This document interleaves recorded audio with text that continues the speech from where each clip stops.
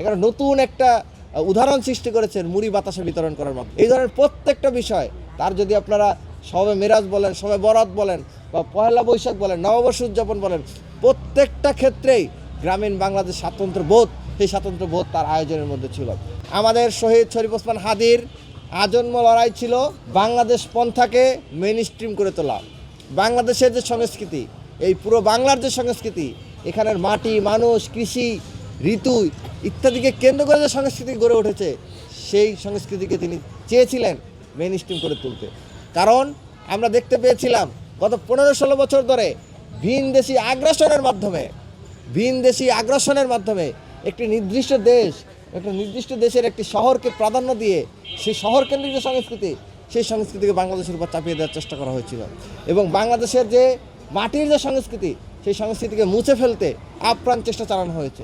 সেই জায়গা থেকে শহীদ শরীফ ওসমান হাদি 5 আগস্ট পর থেকেই বাংলাদেশের খেটে খাওয়া মানুষের যে সংস্কৃতি, সেই সংস্কৃতিকে তুলে আনার চেষ্টা করেছেন। আপনারা দেখেছেন তিনি এখানে নতুন একটা উদাহরণ সৃষ্টি করেছেন মুড়ি বাতাসা বিতরণ করার মাধ্যমে।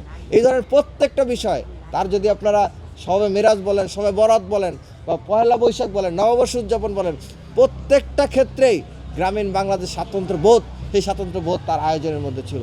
সেজন্য তার চিন্তাকে বাঁচিয়ে রাখতে, বাংলাদেশের মানুষের সংস্কৃতিকে তুলে ধরতে এবং বাংলাদেশের সংস্কৃতির, বাংলা ভাষা ও সংস্কৃতির রাজধানী কলকাতার হাত থেকে ফিরিয়ে পুনরায় ঢাকার হাতে পুনঃপ্রতিষ্ঠা করার লক্ষ্যে শহীদ শরীফ ওসমান হাদির যে চিন্তা, যে আদর্শ, যে লড়াই, সেই লড়াইটাকে আমাদেরকে জিয়ে রাখতে হবে। তো সেই লড়াইটাকে জিয়ে রাখার জন্যই আমরা এই বইমেলাটা আয়োজন করতে যাচ্ছি। এই বইমেলা আগামী 18 জানুয়ারি থেকে আগামী 22 জানুয়ারি 5 দিনব্যাপী টিএসসির পায়রা চত্বরে বইমেলা অনুষ্ঠিত হবে। আপনারা জানেন, যখন ইতিহাস যদি আপনারা পর্যালোচনা করেন, তখন আপনারা দেখতে পাবেন যে যখন একটা দেশ আরেকটা দেশকে আক্রমণ করছে, বা একটা সাম্রাজ্য আরেকটা সাম্রাজ্যকে আক্রমণ করছে, তাদের প্রথম লক্ষ্যই থাকতো সেই দেশের লাইব্রেরি পুড়িয়ে দেওয়া। আপনারা দেখেছেন যখন বাগদাদ আক্রমণ করে চেঙ্গিস খান, সেই বাগদাদের যেই লাইব্রেরি ছিল, সেই লাইব্রেরি যখন পুড়িয়ে দেয়, ফুরাত নদীতে ছাইতে ফুরাত নদী ভরে গিয়েছিল।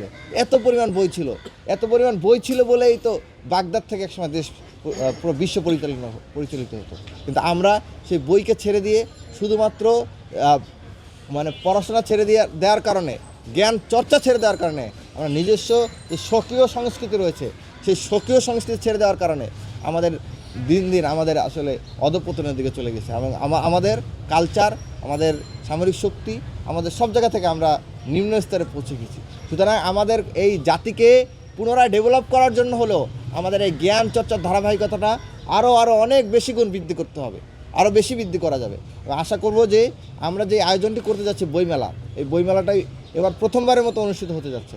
কিন্তু যতদিন ডাকসু থাকবে, যতদিন বাংলাদেশ তরুণ কলম লেখক ফোরাম থাকবে, ততদিন ইনশাল্লাহ প্রতি বছর আমরা শহীদ শরীফ ওসমান হাদির স্মৃতিকে স্মরণ করে শহীদ শরীফ ওসমান হাদি স্মৃতি বইমেলা আয়োজন করব। এটি প্রথম বইমেলা। আমরা মনে করি প্রতি বছরই এই বইমেলাটি অনুষ্ঠিত হবে।